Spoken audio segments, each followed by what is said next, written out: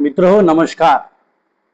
आज हा व्हिडिओ बनवण्याचं महत्त्वपूर्ण कारण असं की 2 दिवसापूर्वी मी एक व्हिडिओ सोशल मीडियामध्ये अपलोड केला आणि तो व्हिडिओ अपलोड करण्याच्या पूर्वी मी एक पोस्ट सोशल मीडियामध्ये अपलोड केली। ती पोस्ट अशी की माननीय आमदार बच्चूभाऊ कडू यांच्या वक्तव्याचा जाहीर निषेध, आणि या पोस्टवर आणि व्हिडिओवर अनेक कमेंट आल्या आणि जे कमेंट करणारे जे लोक आहेत त्या सगळ्याच्या सगळ्या कमेंट वाचून त्यांचा जो रोष आहे तो सगळाच्या सगळा रोष कर्मचाऱ्यांवर आहे असं त्या कमेंट मधून दिसते।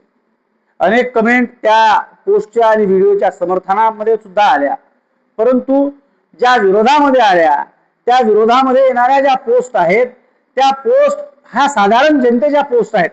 त्यामध्ये काही बच्चूभाऊ कडूंचे कार्यकर्ते आहेत, त्यांना मी जे बोललो त्याबद्दल निश्चित त्यांना वाईट वाटलं असेल, त्यांनी त्या पोस्ट केल्या, परंतु मी जो व्हिडिओ बनवला तो व्हिडिओ त्यांनी जरूर ऐकला पाहिजे। त्या व्हिडिओमध्ये ज्या गोष्टी मी बोललो आहेत, मी काही वेळानं बघितलं सोशल मीडियामध्ये आणखी एक व्हिडिओ होता, त्या व्हिडिओमध्ये बच्चूभाऊ कडू सुद्धा तेच बोलत आहेत जे मी बोललो आहे। काय बोलत आहेत तर बच्चूभाऊ म्हणतात की 1100 बेड सँक्शन आहेत आणि 2000 पेशंट आहेत।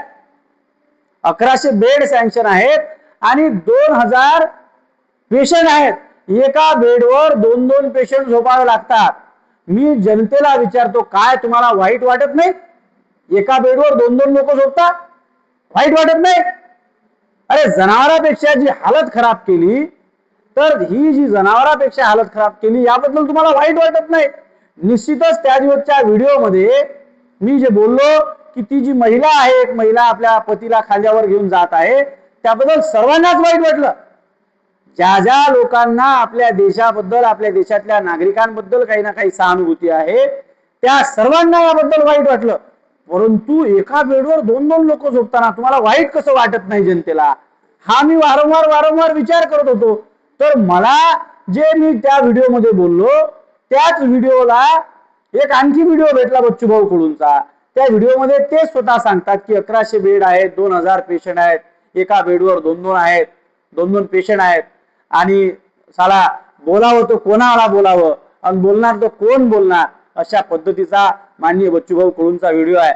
जर मला तो व्हिडिओ मिळाला तर मी या व्हिडिओमध्ये तो निश्चितच ऍड करीन आणि तो व्हिडिओ तुम्हाला सुद्धा दाखवीन।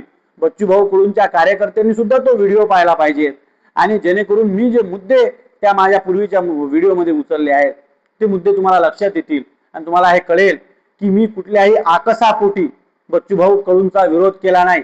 आणि बरेचसे कमेंट आहेत, त्या कमेंटमध्ये तो डीन यांच्या जातीचा आहे, यांचा जात भाऊ आहे म्हणून यांना पाठीशी घालत आहे। मी कुठल्याही जातीचा चष्मा लावून, कुठल्याही धर्माचा चष्मा लावून, दुसऱ्या धर्माचा सोडा माझा स्वतःचा चष्मा लावून मी व्हिडिओ नाही बनवून राहिलो। मी हे जो काही व्हिडिओ बनवला हा माझी जी आत्मीयता आहे या देशाचा नागरिक म्हणून तो व्हिडिओ बनवला आहे।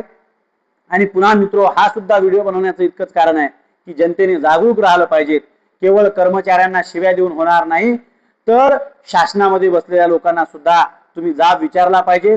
इतकंच या व्हिडिओत सांगतो। धन्यवाद।